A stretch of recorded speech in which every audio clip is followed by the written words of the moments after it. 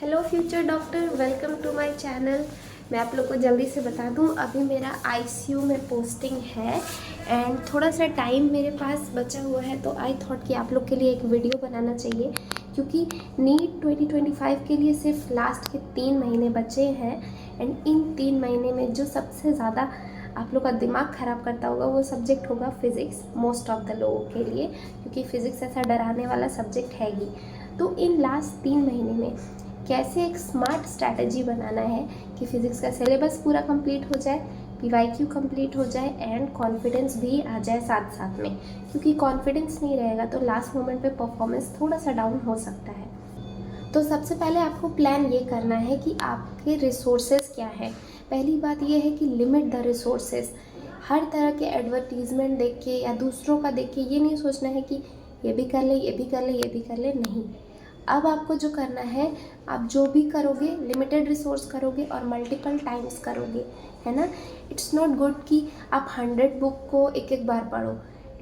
It's better कि आप एक बुक को 100 टाइम पढ़ो, ताकि आपको वो याद तो रहेगा ना। ये एक कोटेशन है, but I am telling you कि आपके रिसोर्स लिमिटेड होने चाहिए। अब रिसोर्स होने क्या क्या चाहिए, अकॉर्डिंग टू मी फिज़िक्स के लिए नीट के previous year question chapter wise वाले आपके पास होने चाहिए। जो MTG, अरिहंत, जो भी पब्लिकेशन आप चाहते हो वो ले सकते हो। I was doing it from MTG। तो पहला जो रिसोर्स है वो previous year chapter wise NEET के क्वेश्चन होने चाहिए। दूसरा रिसोर्स, आपके पास एक ऐसा बुक होना चाहिए जो आप रिवीजन के तौर पे यूज़ कर सको। And I was using NCERT at your finger tips, जिसमें हर चैप्टर के 100 लगभग क्वेश्चन हुआ करते थे। और रिवीजन के लिए इतना 100 क्वेश्चन काफ़ी है, क्योंकि इतना करो जितना आप कर सकते हो। प्लान भी इतना बनाओ जितना आप कर सकते हो, है ना। प्लान बना के हाई फाई और उसको फुलफ़िल ना कर पाना, ये भी तो अच्छी बात नहीं है। ये 2 रिसोर्स हो गए। उसके अलावा थर्ड रिसोर्स वो होगा जो आपने नोट्स बनाए होंगे, चाहे वो आपके कोचिंग के नोट्स होंगे या कोचिंग के जो मॉड्यूल्स मिले होंगे आपको, वो सारी चीज़ें। बस इतना रिसोर्स रखो। उसके बाद आपको करना क्या है, ये 3 मंथ्स है। आपको हर चैप्टर के लिए 2 डेज़ देना है, वेदर आपने वो चैप्टर पढ़ा है या नहीं पढ़ा है, इट डजेंट मैटर। अब आपको क्वेश्चन सॉल्व करना है, ठीक है। मान लो कि आपने finger tips MTG at your finger tip लिया है, या फिर आप PW की बुक एक ले सकते हो, 45 डेज मोस्ट वांटेड क्वेश्चन, या जो भी आप पहले से ले रखे हो वो लो। कुछ नया लेने की ज़रूरत नहीं है। हाँ, नंबर ऑफ़ क्वेश्चन कम कम होने चाहिए, ताकि एक पर्टिकुलर टाइम में आपका हर टॉपिक से क्वेश्चन आ जाए और आपका प्रैक्टिस हो जाए, ठीक है। बुक्स आपके ऊपर है, मैं एंड में आपको कुछ लिस्ट दे दूँगी, अगर आपने अब तक नहीं लिया तो उनमें से कोई एक ले लेना। और एक बुक के क्वेश्चन करने हैं, उसको मल्टीपल टाइम्स आपको करने हैं, ये याद रखना।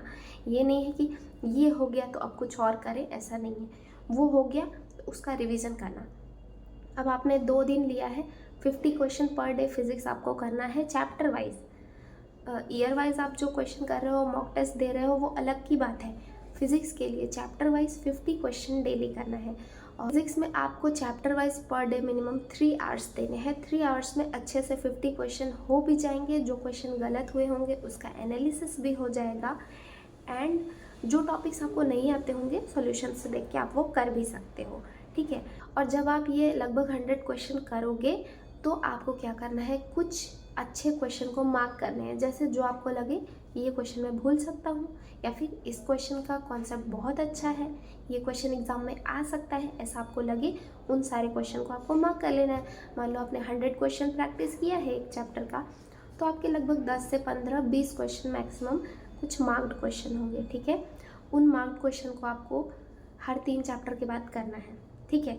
अब मान लो आप वीक में कर रहे हो, वीक में 7 डेज़ है, 2 डेज़ आपने 3 चैप्टर कर लिए।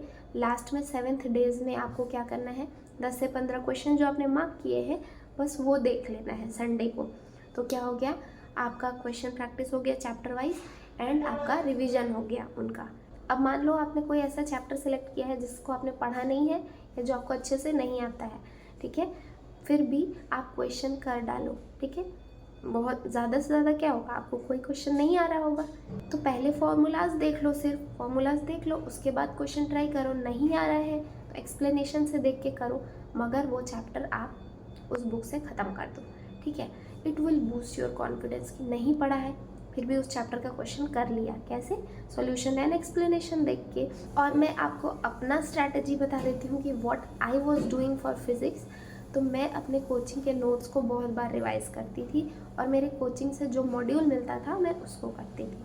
ठीक है। उसके अलावा मैंने MTG at your finger tip किया है, जिसमें मोस्ट इम्पॉर्टेंट ये है कि एग्जाम्पलर के क्वेश्चन दिए होते हैं। एज आई अर्लियर टोल्ड कि NCERT एग्जाम्पलर के जो क्वेश्चन हैं वो NCERT पब्लिकेशन के ही हैं। भले ही सेम क्वेश्चन ना आए पर कॉन्सेप्ट तो आ सकता है, NCERT का ही पब्लिकेशन है, तो आपको वो क्वेश्चन कर लेने चाहिए। सिर्फ MCQ 1 वर्ड करेक्ट वाले, उसमें मोर देन 1 आंसर करेक्ट वाले भी होते हैं, बट वो अभी आपको करने की ज़रूरत नहीं है। अगर आपके पास एक्स्ट्रा टाइम है तो please go for it, but 1 correct answer वाले जितने भी एग्जाम्पलर के क्वेश्चन हैं वो कर लेना। तो MTG at your finger tip में मुझे ये दोनों चीज़ें मिल जाती थी, लगभग 100 क्वेश्चन एक चैप्टर से, उसके अलावा एग्जाम्पलर के क्वेश्चन, एंड फिर मैं करती थी अपने कोचिंग नोट्स के क्वेश्चन। नोट्स के भी जो मेरे क्लास में सर कराते थे वो क्वेश्चन में पहले ही टिक लगा देती थी कि ये थोड़ा सा कम समझ आ रहा है, ये थोड़ा सा टफ लग रहा है, इसमें कई फार्मूला यूज़ हो रहे हैं, तो वो मैं रिव्यू कर लेती थी। उसके अलावा मैं जो टेस्ट दिया करती थी कोचिंग के ही, चैप्टर वाइज टेस्ट हो गए या यूनिट वाइज टेस्ट हो गए या जो भी full syllabus half syllabus test होता था, उसके क्वेश्चन एनालाइज करती थी। तो आप लोग के लिए भी, फिज़िक्स के लिए ये ज़रूरी है कि ज़्यादा करो या मत करो, जितने किए हैं उसको रिवाइज ज़रूर करो। जितने भी आपने मॉक टेस्ट अब तक दिए हैं उनके फिज़िक्स के क्वेश्चन टाइम निकाल के देखते जाओ, है ना। उसमें क्या होगा कि आपको याद भी रहता रहेगा कि ये क्वेश्चन पूछ रहा है तो इसमें फटाफट से ये फार्मूला लगेगा, तो आपको उसको कॉपी पेन पे सॉल्व करने की ज़रूरत नहीं है। एक बार आपके माइंड में रिव्यू हो गया, ये क्वेश्चन है, ये फार्मूला लगेगा, काम हो गया। ठीक है। ऐसे ही जितने भी करो उतने उसको रिवाइज करो। तो एक ही फंडा है कि सोर्स ज़्यादा नहीं होना चाहिए, मल्टीपल सोर्स नहीं होना चाहिए, लिमिटेड सोर्स रखो, रिवीजन मल्टीपल रखो। ठीक है। और उसके बाद कुछ लोग का ये क्वेश्चन था कि क्वेश्चन हो तो जाते हैं पर टाइम बहुत ज़्यादा लगता है, तो उसके लिए मैंने ये बताया था कि हर 10 क्वेश्चन पे अपने आप से कॉम्पीट करना बार बार। ये 10 क्वेश्चन मैंने 8 मिनट में किए हैं, तो आई विल ट्राई कि अगले 10 क्वेश्चन में 7.5 में करेंगे, है ना। तो ऐसे 10-10 क्वेश्चन का सेट बना के देखते जाओ कितना टाइम लगा, हो सकता है थोड़ा ऊपर नीचे हो, क्योंकि क्वेश्चन का लेवल होता है। कुछ क्वेश्चन 1 वर्ड टाइप्स होते हैं, कुछ सिंपल फार्मूला बेस्ड होते हैं, कुछ थोड़े ट्रिकी होते हैं, बट आपका एवरेज अच्छा निकल के आएगा। ठीक है। तो ऐसे प्रैक्टिस करो। और जिस भी कोचिंग में आप पढ़ते हो वहाँ के नोट्स ज़रूर देखो फिज़िक्स के लिए। नोट्स में जो भी आपकी कोचिंग में क्वेश्चन कराया जाता है वो करो, मॉड्यूल करो। अगर आपके पास कोई मॉड्यूल है आप उससे कर रहे हो तो कोई नया बुक लेने की ज़रूरत नहीं, उसी मॉड्यूल के क्वेश्चंस करो। ठीक है। बट हाँ, मल्टीपल टाइम्स करने हैं। पहली बार में जब करना है तो कुछ टिपिकल क्वेश्चंस को मार्क करने हैं जिसको रिवाइज करना है। ये ही स्ट्रैटेजी है फिज़िक्स के लिए। एंड अब मेरा थोड़ा काम का टाइम हो गया है क्योंकि मैंने 5-10 मिनट का ब्रेक लिया था, तो आई शुड गो। अब आप लोग ये मत सोचना कि मैं अपना काम छोड़ के आके वीडियो बना रही हूँ। काम मैंने कर लिया है सुबह 7 बजे आके। अभी थोड़ा सा ब्रेक है, टी ब्रेक, जस्ट वो उसी ब्रेक में मैंने आपके लिए वीडियो बना दिया है क्योंकि फ़िज़िक्स सबका सिर खाता है।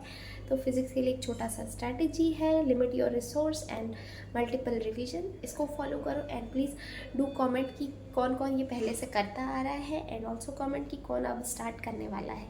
ठीक है। Take care, bye bye.